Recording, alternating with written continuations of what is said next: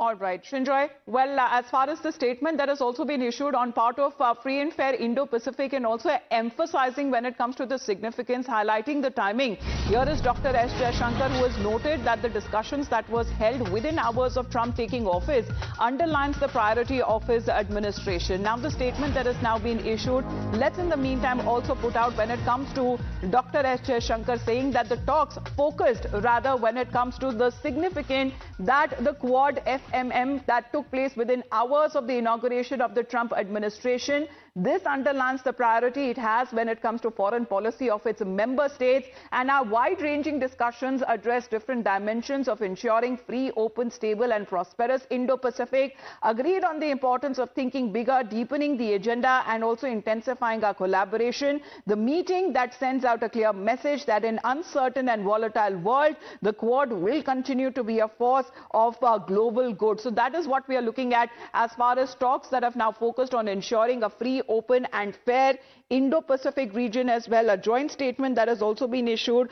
when it comes to the four nations maintaining a conviction that international law, economic opportunity, peace, stability and security in all domains, including maritime domain, underpin the development and prosperity of the people in the Indo-Pacific. Let's in the meantime also focus what we are now talking about Donald Trump here as well, because when it comes to the H-1B visas, the US president has said that I like both sides of arguments, but I also like very competent people coming to our country, even if that involves then training and helping others that may not have the qualifications.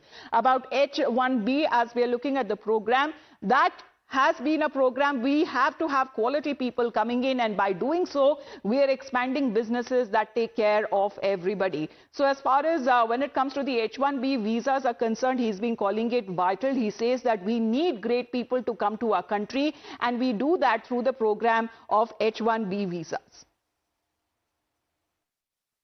I like both sides of the argument, but I also like very competent people coming into our country, even if that involves them training and helping other people that may not have the qualifications they do.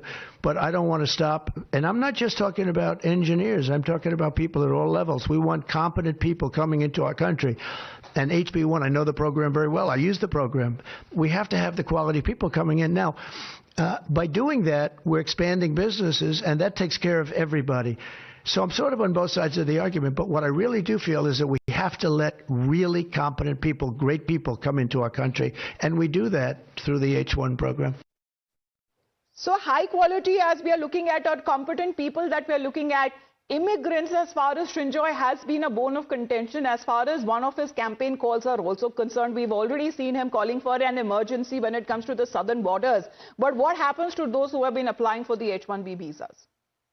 Well, Trump has answered the question. For a long, long time, there was talk about this issue. There are people in the Trump administration, among the Trump people like Elon Musk, who has an important role in the Trump government. He is the one who wants more H-1B visas. He is the one who wants for H-1B visas. Then there are the like Steve Bannon and others who are against the whole.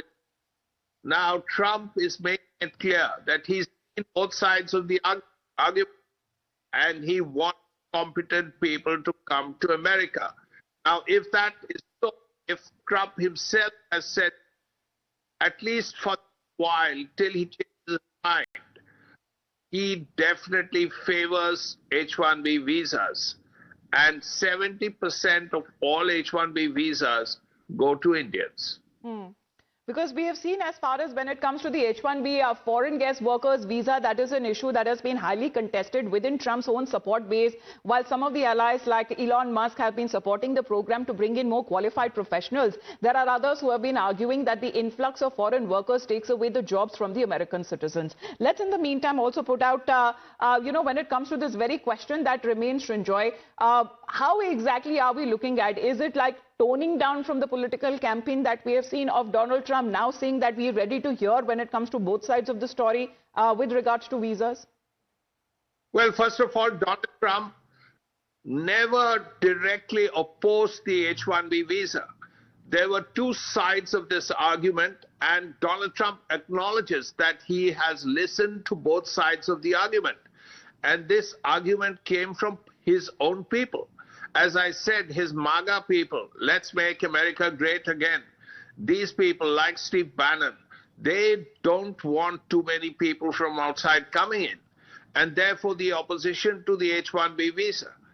On the other hand, you had Elon Musk, and Musk himself is not American. He began life in South Africa, and Musk himself is supporting the H-1B visa, and finally, you see Donald Trump taking a position. All right. Donald Trump finally says that he wants competent people in America. Right. Now, once he says he wants competent people in America, well, would it's that be the standard clear, as far as to see that how people qualified or competent, or, when it comes to those people who will add value when it comes to the U.S. state and the economy, how would that be identified? That also remains one of the main questions here. Thank you very much.